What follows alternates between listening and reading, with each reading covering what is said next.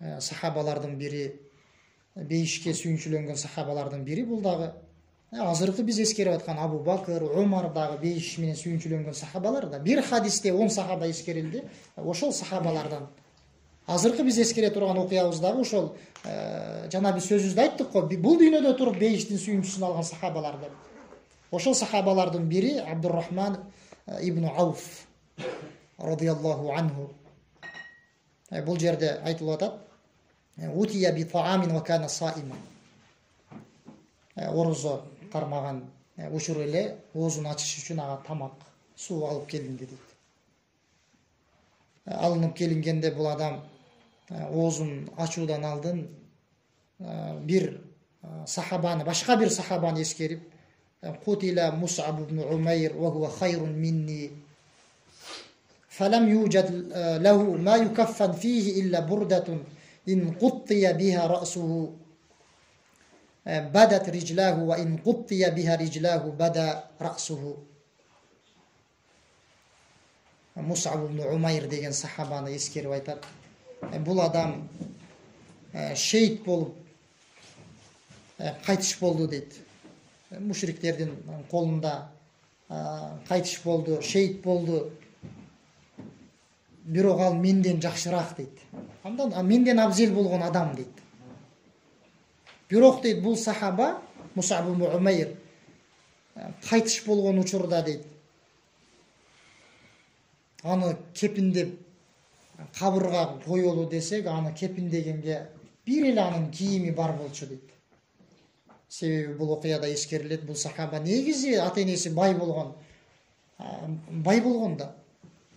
Ыйманга келгенден кийин ата энеси ыйманга келген эмес. Бул сахабаны уулун андан мамилени үзүп, акчасынан дагы, байлыгынан дагы баласына бербей коет да. Ушунчалык кыйналып жүрүп, кийин бул ыйманды тандагандан кийин Ухуд согушунда шейит болуп, ыймансыздардын колунда кайтыш болот. Бул жерде ошол окуяны эскерип атат да. Мус'аб ибн Умайр кайтыш болгон учурда аны кепиндейли десек, бир бурдасынан башка эч нерсеси жок эле дейт. Эми ошо кепиндейли, ошол кийими менен баш жагын кепиндесек, эки буту ачылып калат дейт. Эки бут жагына ошол кепинди кийгизе турган болсок, баш ачылып калат дейт. Ушунчалык кыйналдык дейт да, эч нерсеси калган эмес дейт. Thumma busita lana min ad-dunya ma busit deyт. Кийин бизге Абдуррахман ибн Ауф айтып атат: бизге ушундай бир абалдар келди. Дүнүйө, байлыктар бизге ушунчалык Аллахтын кең жашоосу бизге насип кылып келди дейт. Кээ бир риваятта келет: "У'тина min ad-dunya ma u'tina." Ушунчалык мал дүйнө бизге берилди дейт, байлык берилди дейт. "Qad khashina an takuna hasanatuna ujjilat lana." деп айтты. Биз ушунчалык бай болуп, кийин ушундай абалдар келди дейт. Биз ошол байлыктар келген учурда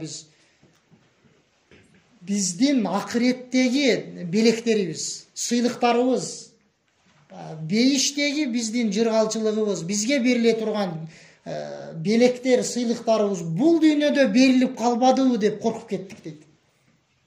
Себеби байлык берилип атат да.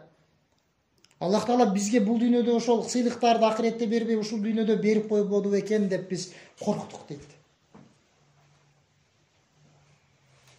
Коркуп кеттик дейт.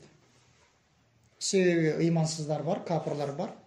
Алар эгерде бул дүйнөдө бир кандайдыр бир жакшылык кылса, Аллах субханаху ва таала ошол жакшылыгы үчүн бул дүйнөдө ага кандайдыр бир жакшылык берет да.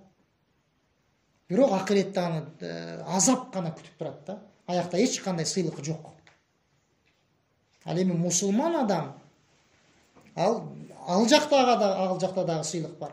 Бирок кээ бирки амалдарына бул дүйнөдө сыйлык алып, ал жакта кээ бир себептерден улам сыйлыктан кур калышы мүмкүн да. Ошол нерсени эскерип туруп бул жерде айтып атат да, биздин жакшылыктарыбыз бул дүйнөдө берилип калбады экен. Себеби байлык келип атат да, айтып аткандай. Мен ошентип коркуп кеттик, биз коркуп кеттик деп айтып атат. Ушинтип айтып туруп бул сахаба Абдуррахман ибн Ауф "Thumma ja'ala yabki hatta taraka at-ta'am." Ошо сөздү айтып туруп ыйлап баштады дейт. Ошентип оозун дагы ачкан жок, тамагын таштап койду дейт. Көрдүңүздөрбү? Пайгамбар саллаллаху алейхи ва салламдын сахабалары кандай болушкан. Ошол бир окуяны эскерди дагы. Ал ушундай акыбалда болду. Эми бизге бүгүнкү дүйнөдө, бүгүнкү заманда ушунчалык жыргалчылыктар келип турат. Эми биздин сыйлыктарыбыз ал дүйнөдө бар бекен? Бул дүйнөдө эле берилип калбадыбы деп коркуп туруп, ыйлап туруп, оозун дагы ача албай таштап коюп атат да. Хадис Бухариде келет.